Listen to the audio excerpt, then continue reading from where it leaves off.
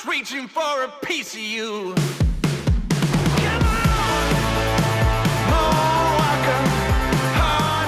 Hey guys, welcome back. Tony Moore here, and this is how you do it. So we're moving on with our ROGERS drum. A couple of things we want to do now. We're getting ready to, so we stripped it and all that kind of stuff.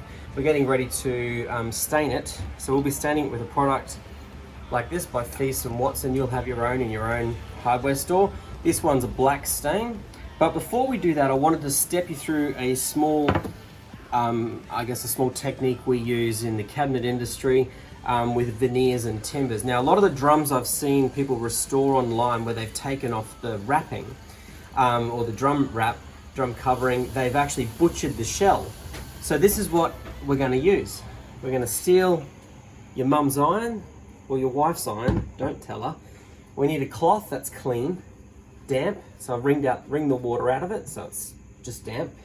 If we come across to our drum shell here, you can't really see it by hand. If you come down close and have a look in, you can't really see, but there's going to be little marks in this drum. I'll just try and find one that you may be able to see. Probably around here, there's probably some marks. This is where it was most hard, where the mount was, to get everything off.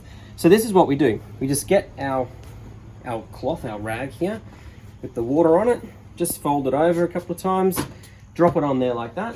We've got our iron, it's hot, yep.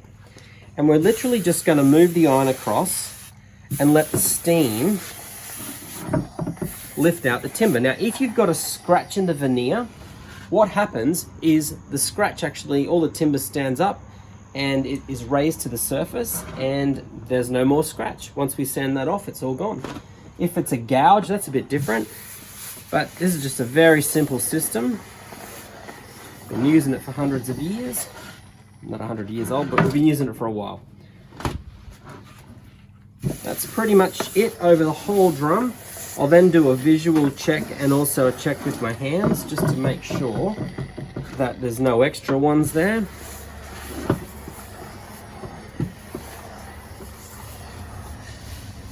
And to be really honest, you can actually, in fact, let me show you something. Let me get a mark. So I'll get a scriber like this. We're just going to put a mark on the shell right here. So here's our dampener, just so we can keep an eye on it. Here's our dampener. I'm going to put a line like that. Now I can feel it right there. Can you see it? Now we're just going to put this on as we normally would. Just going to roll this over the top.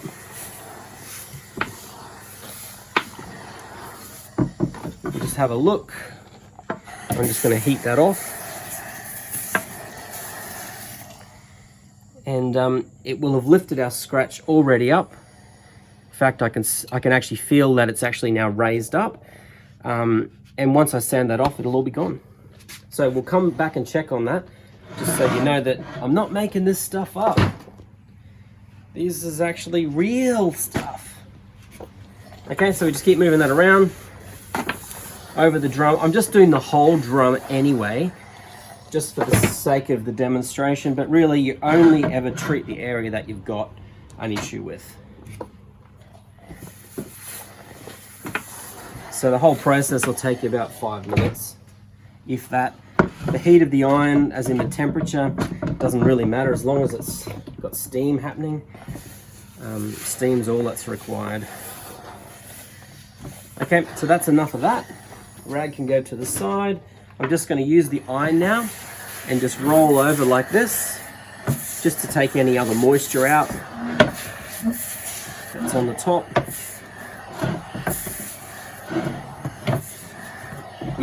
You can smell. You can actually smell. You can smell the timber coming out of the steam. A little bit like a sauna for those of you who have a sauna. So I'm pretty happy with all of that. Make sure you turn your iron off, clean it so that your mum or your wife don't know what you've done. And that's that part there. So we'll throw this aside. So while we let the drum just dry off a bit, a couple of things we're going to need.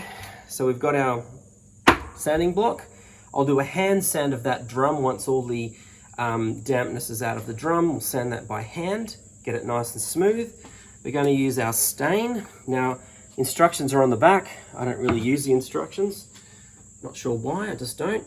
Just get a nice clean cotton material, something that's fairly fresh, and we'll actually just damp that on and we'll wipe it on nice and smooth. Probably do 2 coats of it. I'll show you why once we get into it. All right guys, so we're starting on the scratch, as you can see right there. It's actually raised up, so our scratch is now lifted above this other surface. We're going to start here. Come up and have a look now. I'm just going to run sandpaper with the grain. I've got a cork block. Just very gentle, so very gentle pass over this material, just very gentle. Not trying to do too much. So as you can see, just here, I'm just a very light sand now over that section where we put a scratch in. And actually you can't see it all. Actually there's a little bit left there, I lie.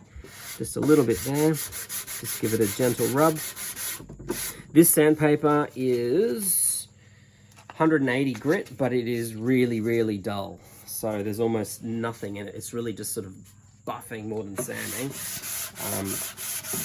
But as you can see, the scratch is all but gone. In fact, it will be gone because I'm going to use this edge. Show you. So we'll wrap this over here. We're going to use the back end. So slightly fresh piece.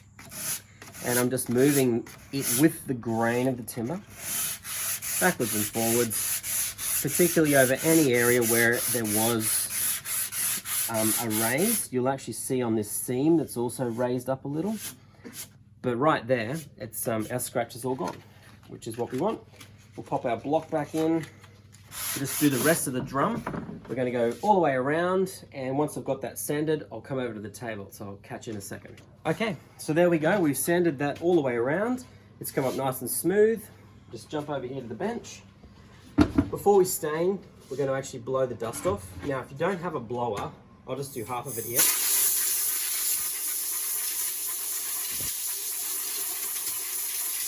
Okay, so a blower gets all the dust out of the grain in the timber. If you don't have a blower, get a clean cloth and just have to rub it off all the way around. But we have a blower, so we're not going to do that.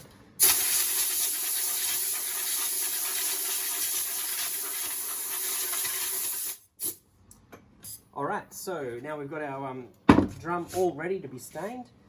We need a couple of things. Some very cool rubber gloves. Use whatever you like. I definitely recommend using gloves though.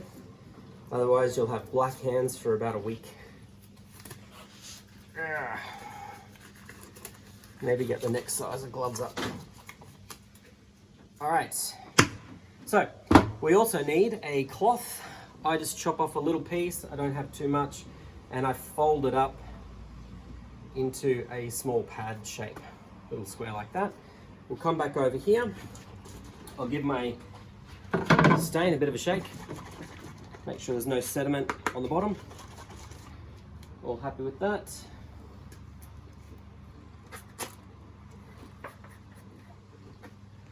All right, so now I start in one place and I finish back into the same place. You'll notice on our drum, we have 2 different timbers here. So 2 different shades of timber. This piece of birch is quite pink and figured. This is quite straight, a little bit of flowering. It's a bit more blonde in nature.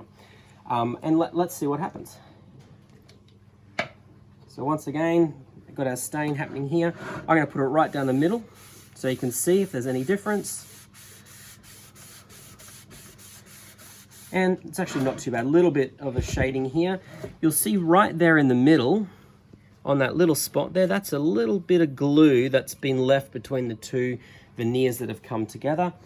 When we go for our second coat, that'll diminish. I'm not worried about that at all at this stage. I'm just happy that it's black. You'll also notice I haven't recut my bearing edges or anything yet. I won't be doing that until I've put my top coat on. But I also don't want to wrap it over too far. Now with stain, when you're staining, it's important that you keep rubbing it around and don't let it stay in one place. Otherwise, hence the name, stain, you will get a stain and it will look blotchy can look crappy. We don't want that. So you basically keep moving it all the way around. Also, keep note that whatever hand you're doing this with, try not to get black on this, because as you move your hand underneath this drum, you'll get black on that too. So far, it's all actually blending pretty well. I'm really happy with how it's looking. I may do a second coat, wait till it dries. Probably 15 minutes between drying.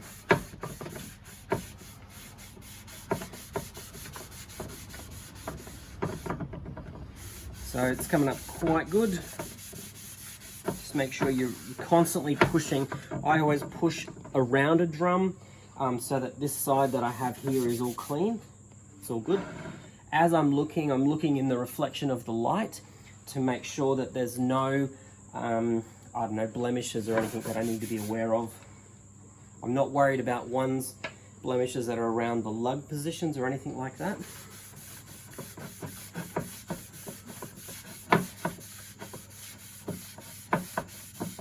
Now on this side here, I'm starting to see a little bit of difference in the way in which the stain is going into the shell. So I'm just turning the cloth over a little.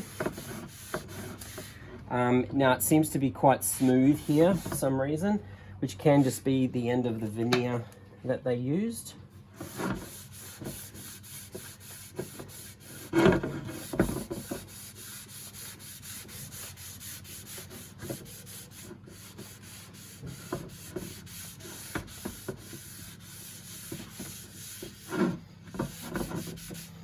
Coming back around to the finish spot. Here's where we're going to have all these different joins meeting up.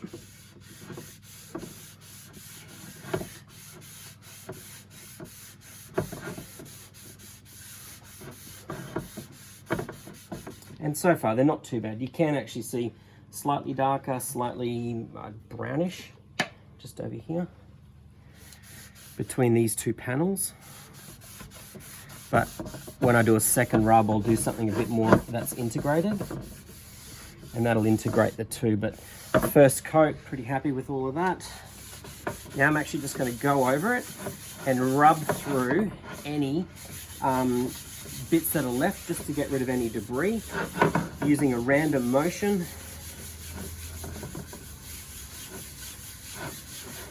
This will just pick up anything left that's around, or anything slightly thick, a bit wetter just here. That's because when the stain is applied, some timber's quite porous, which means like the grains are standing quite up, the stain applies quite well. Others, the grain or the little timbers are laying flat, so the stain doesn't go quite in as well.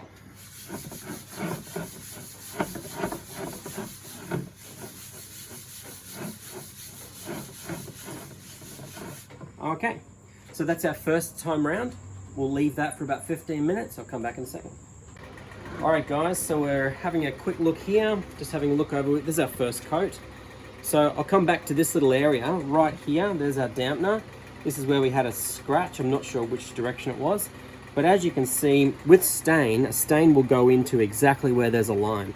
So as you can see, using the steam method, there's no line there at all.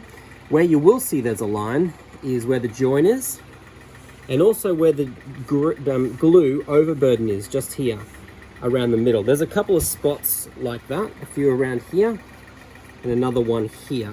So that's a little annoying, but you know what? It is what it is. That's the drum. If this was for a customer, I would get a blade like this. I'd bend it into a smiley face like that, and then I'd use it like a scraper, and I would scrape through this middle line like that and try and take out a little bit of that glue through there. So, and in doing that, I'm just trying to scrape off the shiny glue part.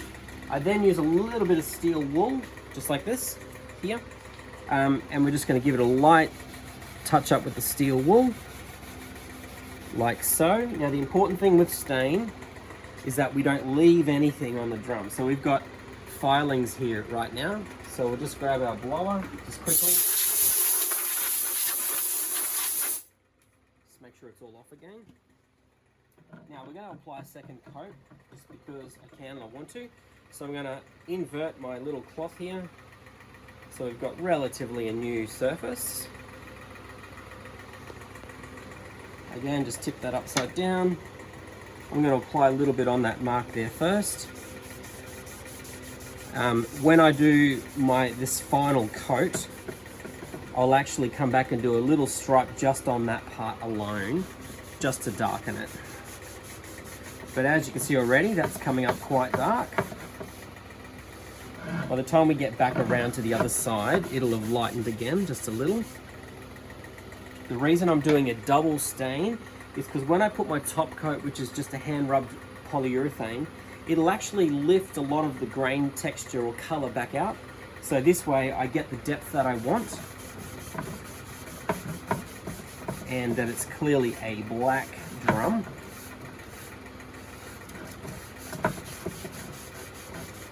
Again, I'm going with the grain, so I'm pushing it around the grain, going from my finished side to the unfinished side. And it's just a method that I've always, I guess a technique I've always done it that way. That doesn't mean I haven't tried it other ways. I have. Just means the other ways weren't as successful or caused other problems or other issues. The other thing you're doing here is you're feathering. So I'm applying new to, I guess, old. So I'm going to feather that through. So feathering means I start light, I push heavy all the way through.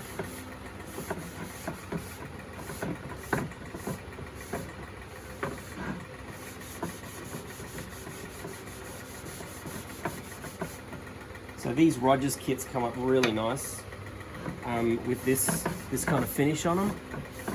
They just look lovely, and they're reborn. I mean, look, I've got dozens of vintage drum sets exactly as they were made 60, 70, 80 years ago. And they're lovely for exactly what they are. They're vintage, but at the end of the day, I'm happy to take something that I wouldn't have used and make it into something that people go, man, I really want that drum. Well, you can't have it, it's mine. So here we are coming back around to the beginning again. So I then do a cross texture, so I'll flip this over a bit. Now I'm trying to take off any excess as I move around that drum. Here's that little bit I was looking at before. Now I'm just blending as I'm going across. I'm looking to make sure the coverage is even as I can get it.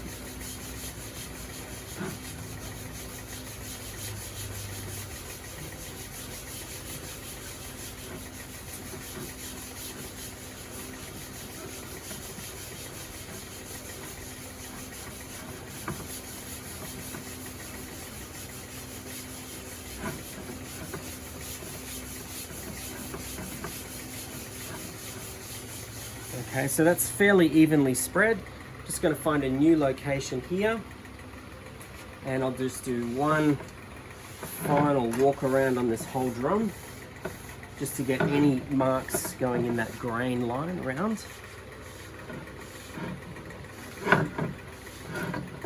Like that. Now, the last thing I said is I just wanted to treat these couple of areas here. Let's give this a go. Not sure if it'll work, but we'll give it a shot. Just going to put a little bit of stain on here, hopefully not too much. Here's our target area. Now I'm going to put a line through like that. It's fairly heavy at this stage, and then I'm just going to grab this cloth and I'm going to pull the cloth around on each side like that.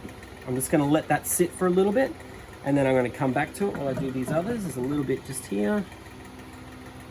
That one's fine, I'll come back to that. And this one here. Now, whether I like it or not, they are going to be there forever because it's actually part of the drum. But I can minimize it, so I'm just going to try and minimize it. In some strange way, I like the fact that it does have character. Yeah, sure, I'd prefer it to not be there and be perfect, but at the same token, this is history. I don't want to erase history. I just want to try and enhance what we're doing here. So now I come back to this part we were working on. And I'm just gently moving the stain away from the edges, and hopefully just having, well, it's actually just pulling off again. So it's clearly a glue line. So I will actually deal with that glue, or that glue residue, or that mark. I'll deal with that between my coats. I'll show you how we'll deal with that one. Let's see if this one pulls out.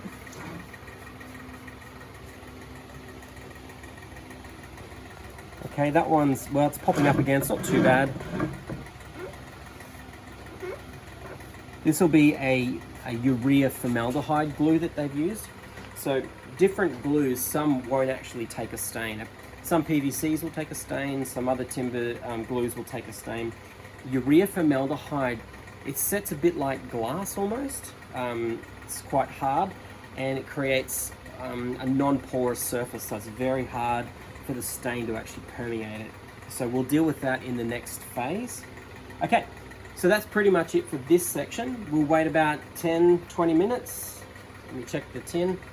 Probably says a couple of hours here. So we can do something after, I don't know. Anyway, regardless, there's drying time there. So 25 degrees, or a bit hotter than 25 degrees at the moment. Basically 30 minutes, top coat 30 minutes. So I'll wait about 30 minutes and then we'll give it a top coat and see what it, well, our first sealer coat. We'll then let it dry, give it a sand, another sealer coat, let it dry, give it another steel wool, and then we'll give it another coat. So 3 coats is what we're going to pop on. We'll see how it comes up. Hey guys, so we've got this stained, it's all dried. I'm still concerned with this little mark that we have around here. So there's a couple of options that we can do, but I haven't put our finish on yet. But let's have a look. I've got some edges, some inlays. I was sort of looking at them and thinking, you know, okay, not sure if pink's the go, maybe green. I've got a white marine pearl, and I've got a, it's just a white, looks like an oyster or something like that. But you know what? I think I'm just going to go ahead with it anyway. The problem I have is that you'll see this one is actually sitting below the center of the drum. So even if I go and put an inlay in, it's actually going to almost miss the actual part I'm trying to conceal. So at this stage, I'm just going to go ahead. If I don't like it when I finished it, I'm going to drop an inlay in, and I'll probably drop in gloss black, or a satin, or a flat black or something like that. I'm sending that stuff off to the powder coaters, so I might just cut myself a fine strip of metal and just send it off too, and just drop one in later on. But I don't want to delay any longer, so we'll get straight into doing this. That's out the way. Okay, so this is what I use. I've got a couple of products here that are my go-to products. This one's called Penetrol. This is a fantastic product for sealing all the interiors of drums, timber. You can actually top coat or finish with this if you want a satin kind of a look. Something a bit harder and more expensive is, once again, this is a Feast and Watson product, and this is a polyurethane, so it's a wipe-on poly, they call it. This is the gloss version. You can also get a satin as well. I tend to use the satin, but I thought on this drum I'll do gloss, and if I don't like it, I'll just hand rub it back into a satin. Primarily because I got some other stuff I need to do where I need the gloss, and this is about 40 bucks. So it is expensive for what we use it for. Another quick thing, if you've got chrome products, hoops, lugs, fittings, whatever you like, and you want to do some treatment on them, and I'll show you in another video, we'll restore, I've got a very large vintage 1971 Druin drum set, double bass drum, Cannon bass drum, so it's 22 inch high, 22 inch deep. Cannon bass drums, which are 22 inch high, 22 inch deep, by 2, with two 14 by 8 toms, yes, two 14 by 8 toms, and a 16 floor tom. So I'm going to use this when I restore that, and I'll show you some stuff on that later on, but you can use it for chrome. So basically steel wool up, finish off all your chrome, give it a wipe down, and then coat it with this great product. Okay, so how we use this is simple. Once again, nice clean cloth, something like that. We'll crack the can open. A little tip with this stuff is it goes off with air. So, stupid plugs. It actually hardens with air. So let's say you use this much and you pop it away. You come back next time you want to use it, there's a skin over the top of it. So I'll show you what I do. It's a bit crude, but it's just how I use, keep this stuff at the best that I can anyway. All right, so we've got that up. It's open, get this little ring out here. Just make sure it doesn't spray in your eyes. Sometimes it comes up. It's a slight gold color, so it's clear, but it's got a slight golden aged vintage kind of tinge, which I really quite like. Fold this up into a pad again, but this time you want to sort of make sure it's got a bit of a dent in it, because it falls out, and you want to sort of get the rag quite soaked up.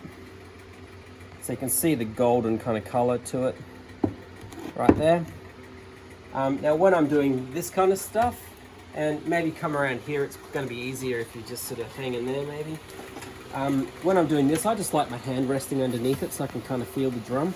And we're just going to start rubbing that material into there like this. You can see the color and the grain starting to come out. It'll also transfer a bit of black onto the cloth, that's fine. So I'm just going to do my thing, hang there and watch. Takes a while to get a fair amount on here. Another way you can do it, actually I'll show you another way. Just jump over here. This is another way I tend to do it as well, is you can actually just pour it straight into the shell, and using your cloth as a dam, just let it roll around. It's all about sealing it, so you want to push it into the grain, but you also want to go cross grain, circles, just work it all the way in. This is your first coat.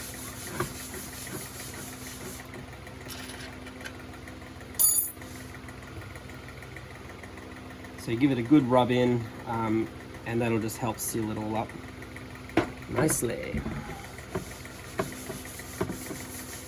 So you can see the color and the look starting to come out now. You can see it's sort of a smoky black. Pretty cool. If I need to treat any areas like these ones here later, I'll do it after I get this first coat and maybe the second one. So between my second and third. You can see it's got a nice color to it now. Now I'll run over this drum. I'll go around it sort of twice in this one hit, and then I'll let it sit for maybe, I don't know, hour. I really should read the tins. It says drying time 25 degrees, but hotter than that at the moment. Okay, so it's touch dry in 2 hours, and I can recoat after 6. So let's put a fair bit on now, so we can not have to wait so much.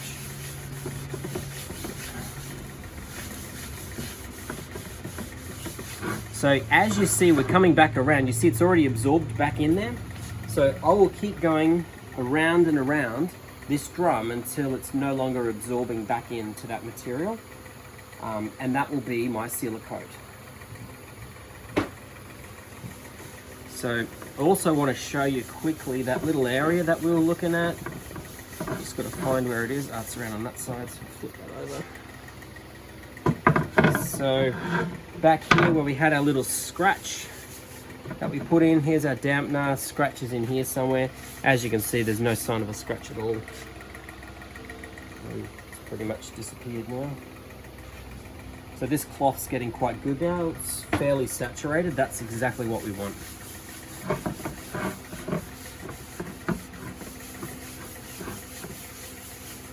Now over here, you'll also notice there's these 4 little, maybe 5 little dots just over here. That's actually the glue inside the mold at the time in which they made it. It's probably glue on their hand, and they had it on their fingertips, and as they laid that drum into the shell, or the veneer into the mold, they actually had some glue on their hand. To be honest, if I spent more time sanding it down initially, I could have got all of that out, but I'm just going to work with it and assume that, hey, everyone's as lazy as I am on this drum, and we're going to have to fix it as we go. So we'll see what we can do as we fix it.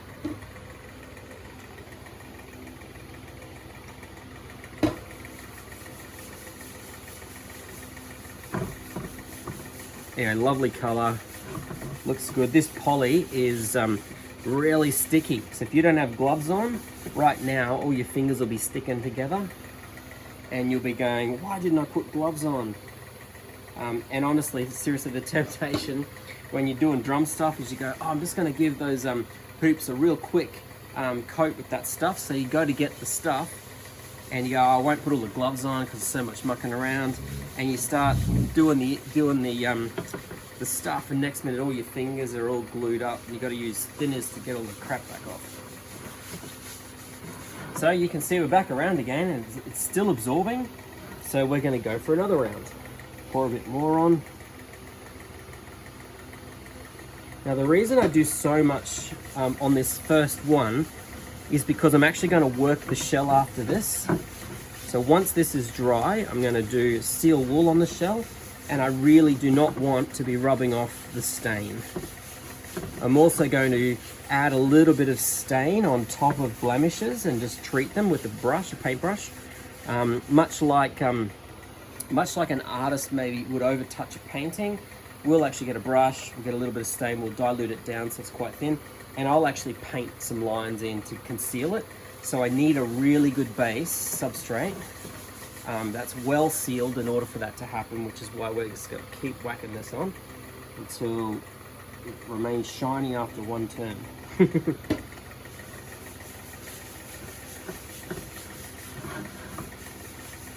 This is the good thing with drum restoration or just furniture work and working with timber, is that it's always a really good experience when you start actually seeing the color or what the finished product might actually look like. Starts sort of getting a bit excited. You go, yay, this is going to look awesome. So I can already feel that starting to now gather on the top, which is good. That's where we want. So to do your final run around, get your rag again fairly wet.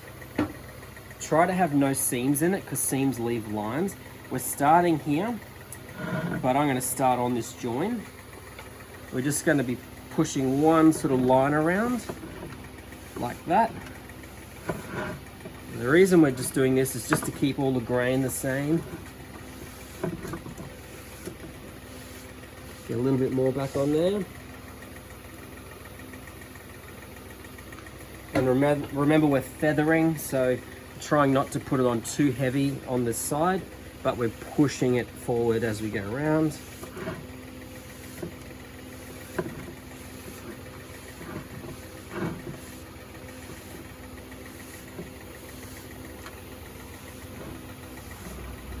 Now there's a few little patches, just differences between where it has taken and where it hasn't taken. Again, not worried as long as I've got a fairly good coverage. I want a bit more on there. I'm going to work backwards this time from that seam, trying to keep the creases out. Just working back from my seam to where I was, a little bit more.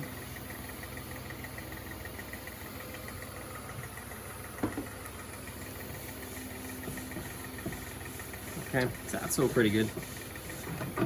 Kind of what I'd expect on my first time around there.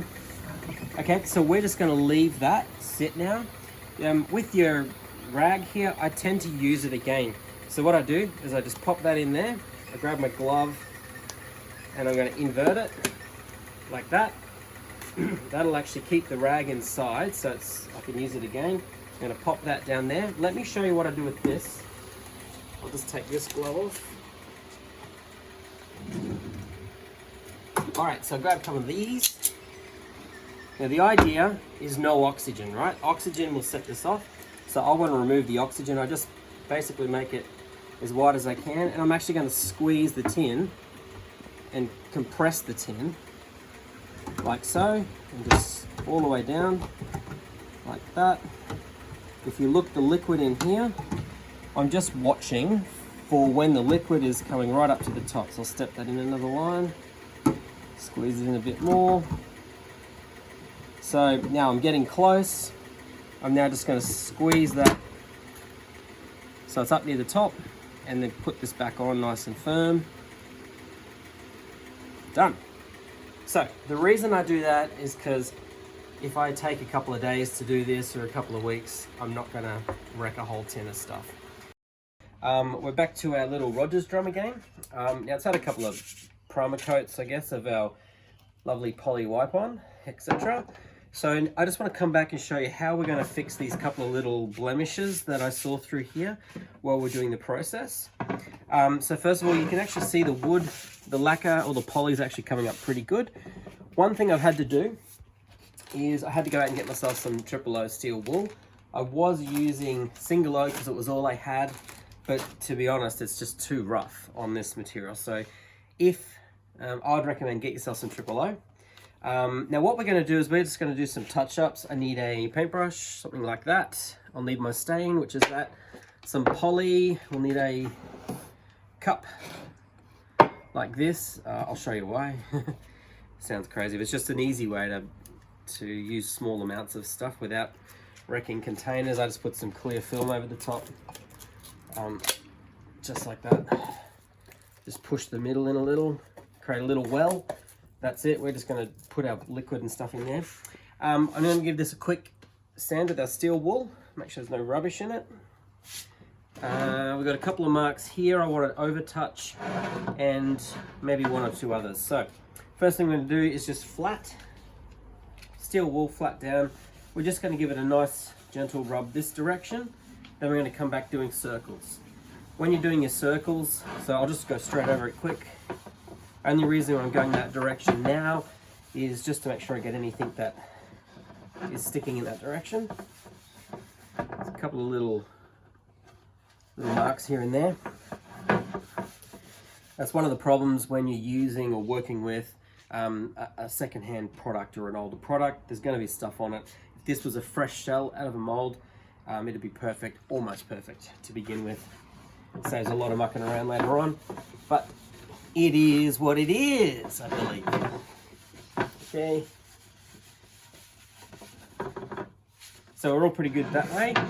Just do a couple of little circles. This is because we're getting up near to our finished coat. This has had probably just 3 coats of just wiping on the surface.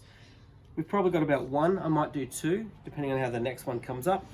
And we just want it to get better and better.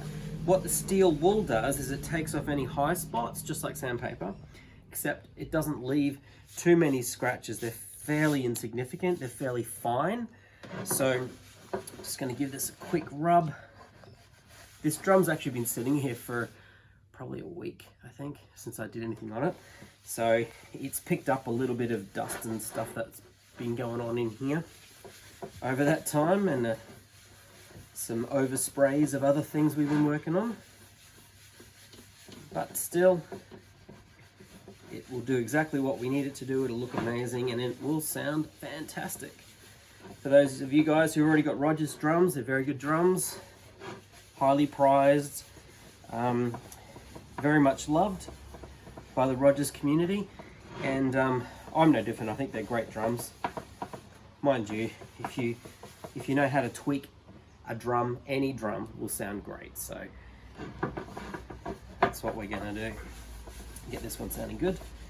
As I said, for those who've been following from the beginning, will know exactly what we're doing. For those who are picking this up right now, what we're actually doing is we're turning a 15-inch by roughly 10, I think, 15 by 10 tom into a snom. So we're going to fit a couple of products like this.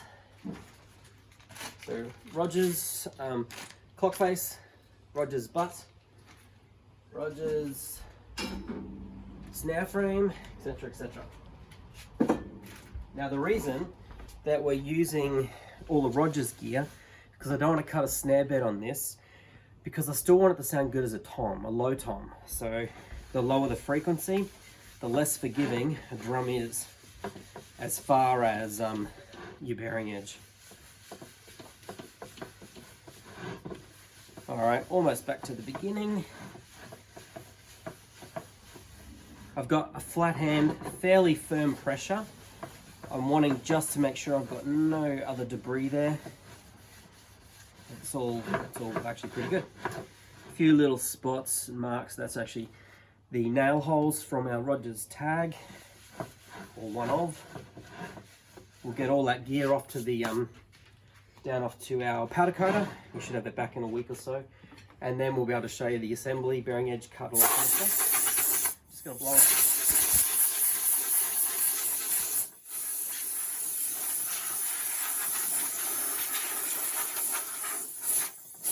Remember, if you don't have a blower or something like that, clean cloth, no dust, etc. Right, so we've got our poly. We're just going to drop a little bit of poly, very small amount, just into here, just there.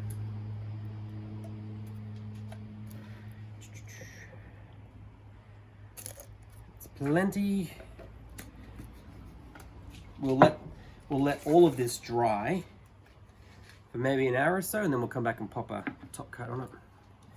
Yeah, this thing gets tight. What happens is, when you shake it, the stuff goes and seals around the edge, or it could just be weak. I had a carpal tunnel surgery at some stage, and sometimes my hand's just not as strong as it used to be. Okay, so this is our stain. Easy way to get it out is just put the brush in, put a couple of drops down into here, like so. You see they just sort of drop through. Almost looks like vinegar, balsamic vinegar and oil. For those foodies out there, you know what I mean? The good gear.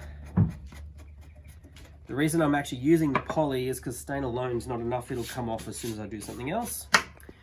Before I mix that, just want to show you one that we're working on. Here's one here. So this line is where the two outer veneers have been joined, butt joined, which is why this drum would have been designated as a wrap finish instead of a lacquered finish at the time, if they were doing lacquer at that time. Don't really know. Someone can comment down here and tell me. I'm sure you will. Anyway, but what it is we've got some glue residue. That will be a not a poly, it'll be a urea formaldehyde glue, which is sort of like quite a brittle glue. It's waterproof. They use it in boat building. So being bending timber or bent timber, drum makers as they progressed would have used all the skills and ideas and technology that was used in boat building. So urea formaldehyde based glues or 2-part mixed glues would have been exactly what they've used. Here it creates a waterproof film. Waterproof film means stain doesn't permeate the film. It won't go into it. It won't actually absorb. It's not porous. So what we're going to do is we're going to paint over the top to make it look half decent. So we're just going to mix this up like that. Now we actually don't want too much separation. That's pretty close to what I'm after.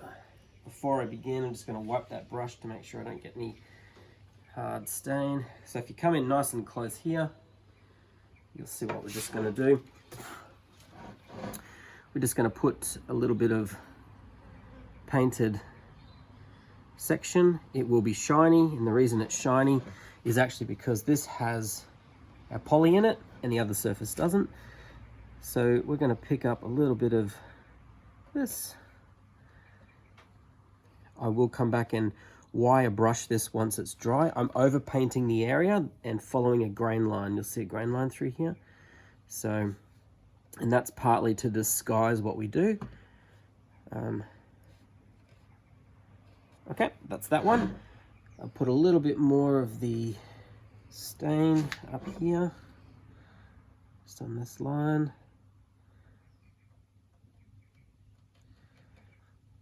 We're just disguising it. We are not going to completely make it disappear. Now here we've got a couple of glue spots. That's a fingerprint.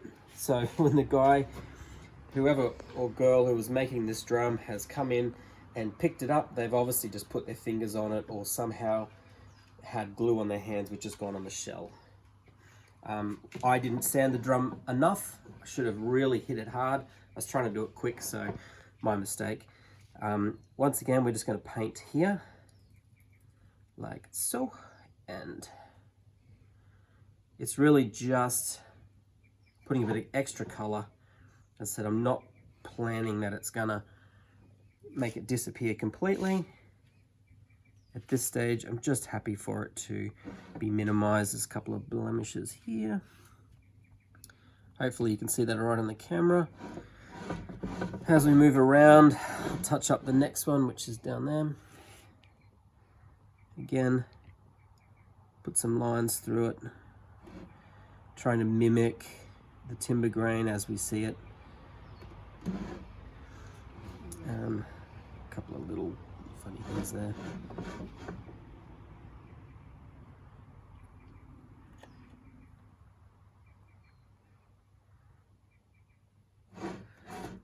All right, other than that, pretty happy with that. There's a little funny thing going on here. You can see it's already starting to dry or get a little tacky, so it just gives me an opportunity to put a little bit more where I want.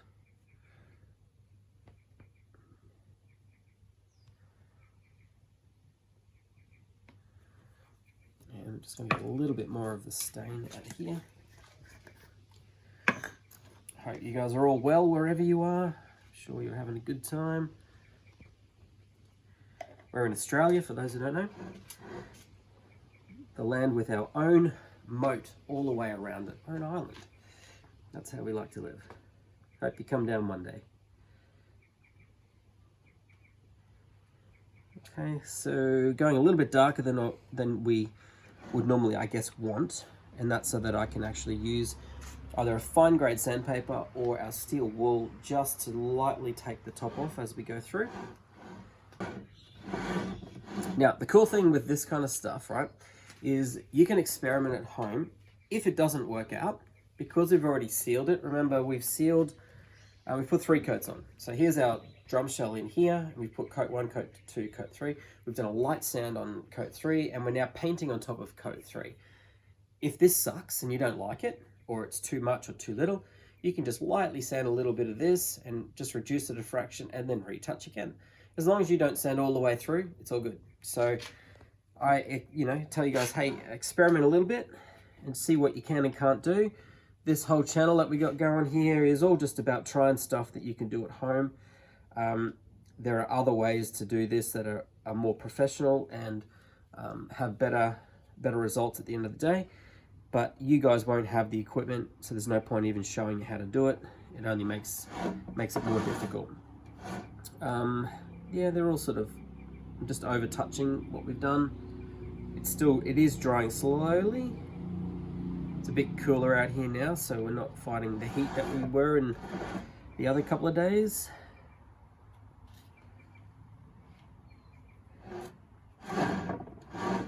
Yeah, back to this one. Now, I'm actually not sure how this stuff appears on the camera. It might look crap, it might look great, I don't really know. At the moment, I'm happy with where we're at. We'll come back in maybe an hour or so, and we'll do a little bit of light sanding or with our steel wool, and just dress it up, have another look, do another touch up, etc, etc. So, the reason we use this over here is because now I want to get rid of this, so all I do is just peel this back off. Up like that. That can go straight in the bin, and we're all good. Back in a second. Hey, welcome back. All right, so we're ready to put on our top coat. You can see we've fixed up these little areas. We'll see how they translate into the lacquer now. So we're going back to our poly wipe. This stuff here, give it a bit of a shake. Should be all good though. Move this out. Piece of clean cotton. Make sure that's dusted off again. Important.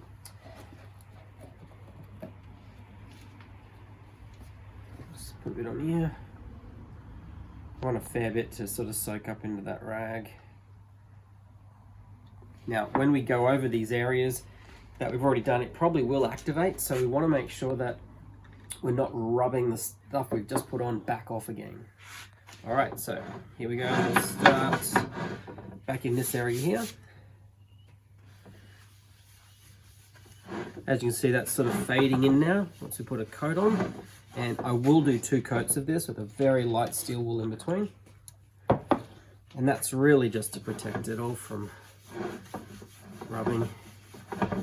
But all those areas that we've treated, here's sort of all disappeared. If you look closely, you'll see it. But that just looks like a bit of timber now. I don't know if you can zoom into here. It looks like just a bit of a timber mark in the timber. So that's one little trick. It's not my preferred way of doing it, but it's just another way to do it in case your workspace or your tools have limited options. So there we are, we've gone all the way around. I'm going to leave that as one hit. You can see, hopefully you've got the reflection in that camera there. As you look through, it all looks pretty good. Nothing's really standing out to me at this stage. So we're going to let that dry. We'll come back. I'll do one more coat on that, and then we might pick it up from there, and I'll show you how to do some bearing edges. I've got this bench here that I've been working off. It's a small round bench, and I've got a granite slab on this end. Thought, hey, let's while we can. We might mount a router in here, and I might cut these edges the way we should cut them rather than using the little trimmer and stuff like we've done in the past. I may make that up today and put a router under there or a trimmer, whatever I see fit, and we'll pick it up from there when we come back. We'll see you soon.